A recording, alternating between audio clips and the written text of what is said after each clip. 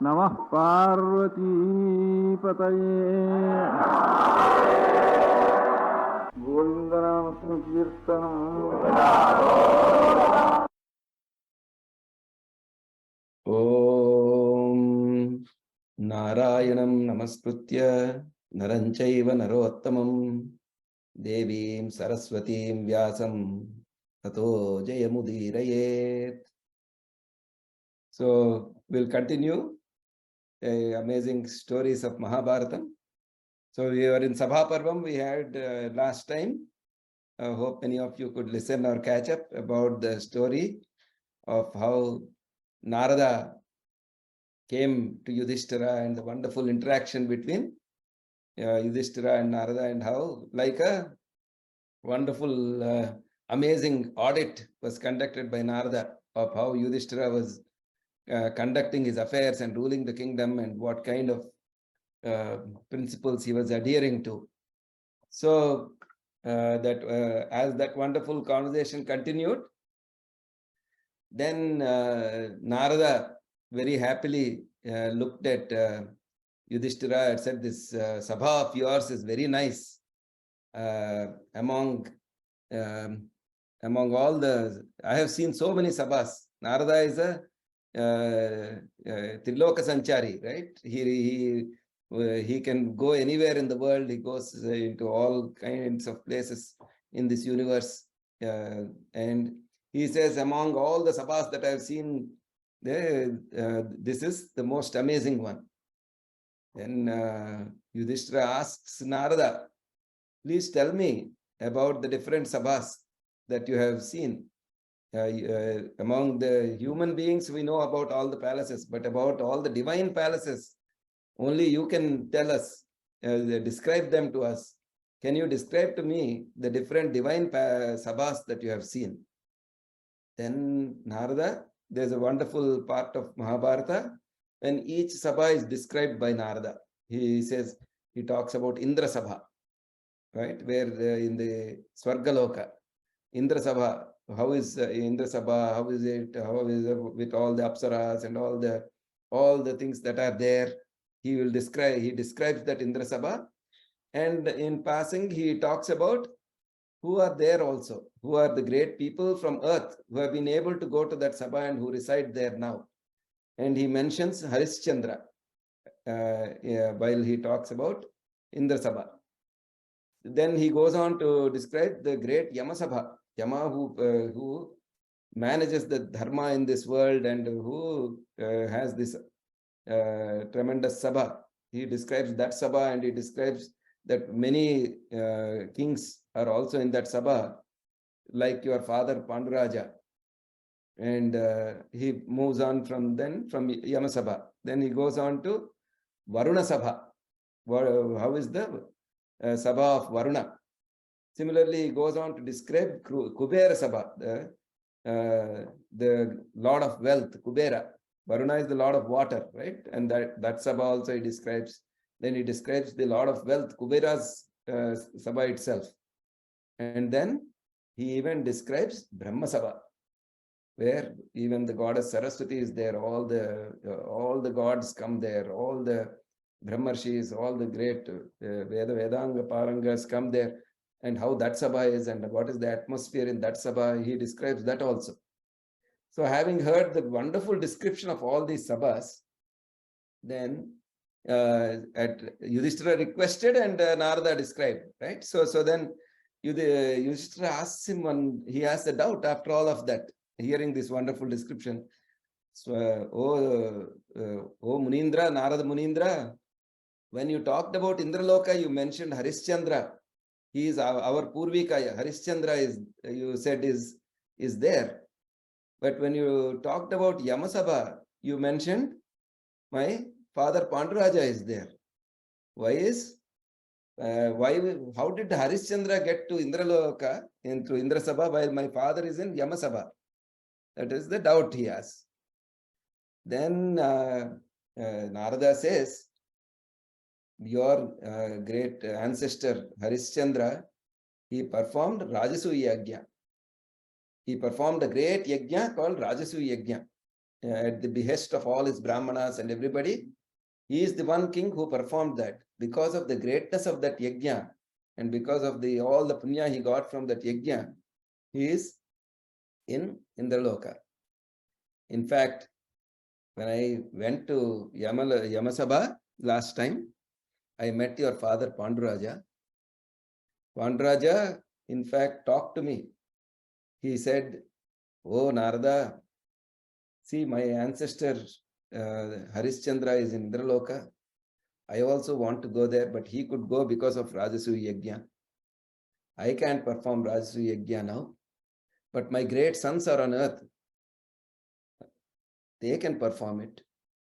Can you please convey to my children when you go there that that you have spoken to me, and my wish is that they perform Rajasuya Yagna. Can you convey this message to them?" So, see this, Narada came, he never even mentioned all this. So this is the mastery of Narada, right? How he conducts things. So he made Yudhishthira himself ask the question about the sabhas, and as if it's about along the discussion of the sabhas, he brought up this point. It looks like he has actually come with this message, but he didn't say that at all. But he made Yudhishthira himself ask that question, and he said, "Okay, your father wants you to convey Rajasuya Yagna. He has sent me here." So, but then Narada says, this Rajasuya Yagna is very, very difficult to perform. It is Bahuvignam. It has so many obstacles. So many evil spirits try to spoil it.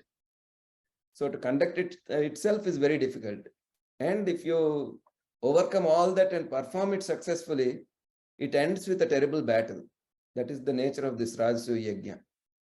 So saying, he blesses Yudhishthira and goes away. So Yudhishthira is now left in a dilemma. He thinks, what shall I do now? Should I perform this or not?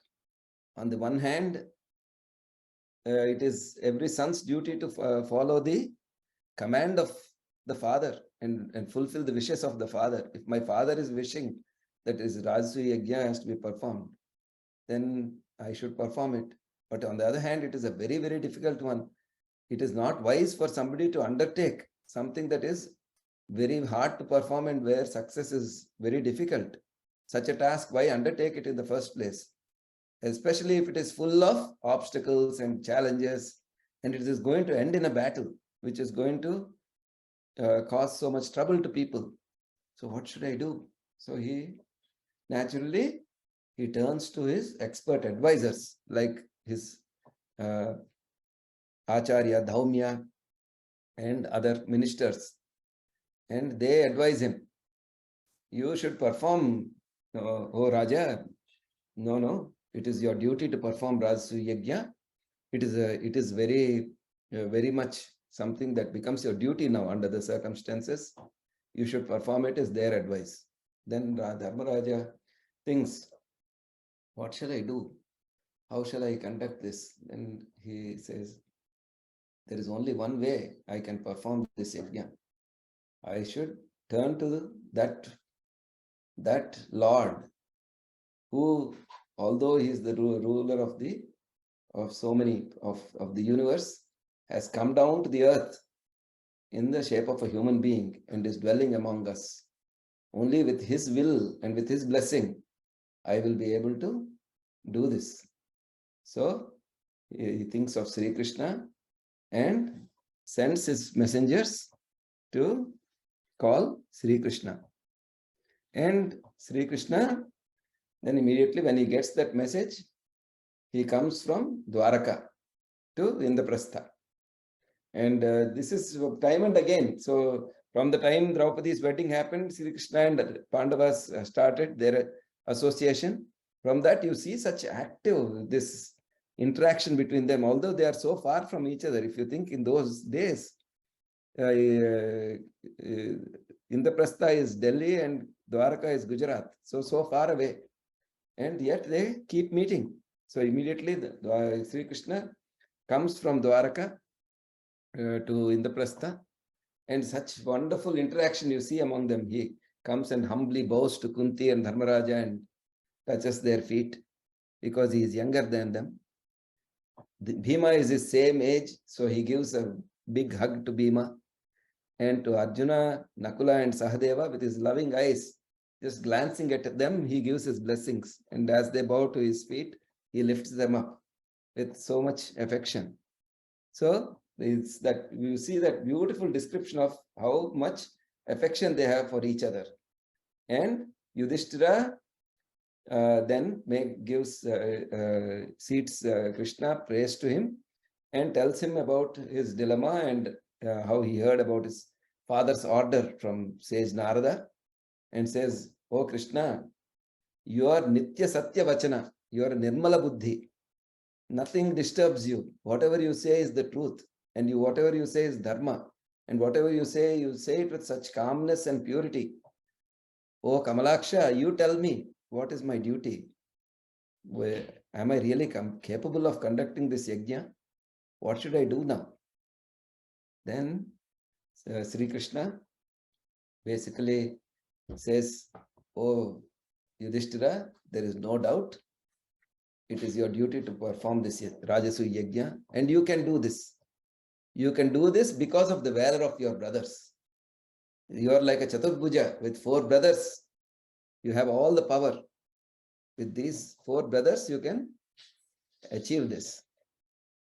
And then he goes on to say, see, after, and then immediately here you see the character of Sri Krishna and how he is so aware of everything and so much focused on the task at hand. So he immediately he goes on to say, see, after Parasurama came to this earth and started vanquishing all the Kshatriyas, there were only 2 Vamsas left, Haihaya Vamsa and Ikshvaku Vamsa. And from them came again many Vamsas. 101 Vamsas came, Vamsas of kings came from them. And also, they from Yayati and Bhoja, there came another 24 Vamsas. So these 125 Vamsas that are now prevalent all over of kings. Among all these Vamsas, Jarasandha, who is the Magadadipati, the ruler of Magadha, is the most powerful king on earth today. And he has Sisupala as his very close friend and commander-in-chief. Sisupala is the ruler of Chedi Bhupati. And he also had 2 invincible kings. One was called Hamsa and one was called Dibaka. Both are invincible because no weapon can destroy them. Such very powerful kings he had as companions, as his close companions. And every ruler, if you think about, so if you look at the West, there is King Bhagadatta. He was your very close friend of your father Panduraja. He loves you and he likes you. But he is so afraid of Jarasandha that he serves him very faithfully. Similarly, if you think of other kings in the East, Anga, Vanga, Pundra, Kirita, all these kings are vassals of Jarasandha. Similarly, if you look at the South, whether it is Purujita, Karusha, Kalabaha, Supahita, so many names he gives, all of them are also following Jarasandha. And similarly, if you look in the north, Panchala, Surasena, Pushkara, Kalinga, Kuntidesa, Matsya, all these kings are also, they are able to rule or only at the order of Jarasandha. Without his permission, they cannot even rule. And not only that, from the beginning, this Jarasandha has a great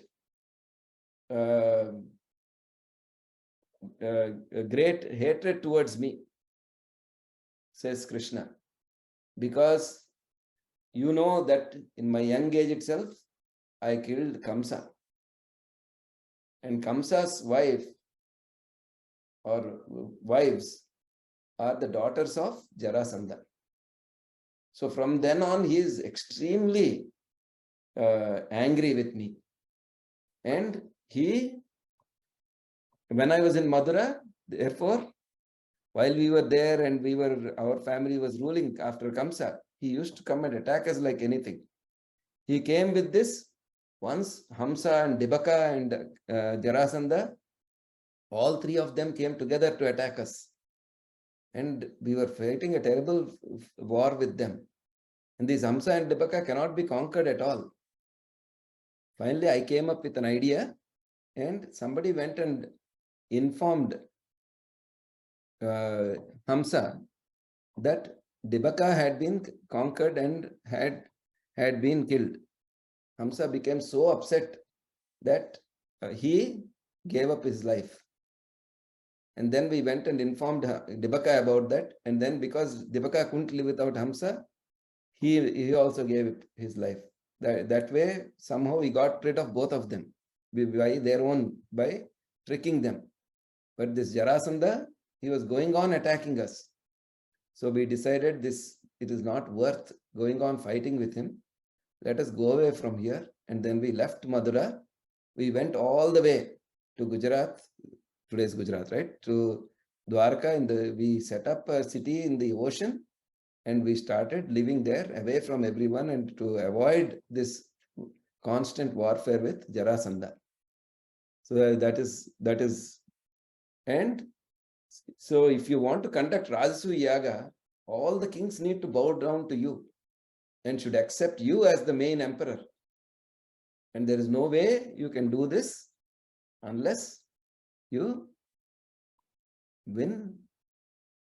conquer this tremendously mighty Jarasandha. So this is what Sri Krishna tells him. So this is the challenge now for Dharmaraja. He has to perform Rajasuya Yaga, and he has to, even as a precondition for that, even to think about that, he has to first win over Jarasandha, whose greatness and valor and might have been described in such an amazing way by Sri Krishna. Sri Krishna himself ran away from him. And now Dharmaraja has to conquer that Jarasandha. And hearing this, Bhima immediately rises and says, without determination and without trying, we cannot achieve anything. We should not be afraid of anything. I am rising up here, Krishna, to take on this challenge. I shall take on the challenge of defeating Jarasandha. With this, we'll continue next time. This is the beautiful start of the remaining part of Sabha Parva. We'll talk about what happens with Jarasandha and some of the other interesting parts of Sabha Parva in the next session. Om Narayanam Namaskritya Naranchaiva Narottamam Devim Saraswatim Vyasam Tato Jayamudirayet.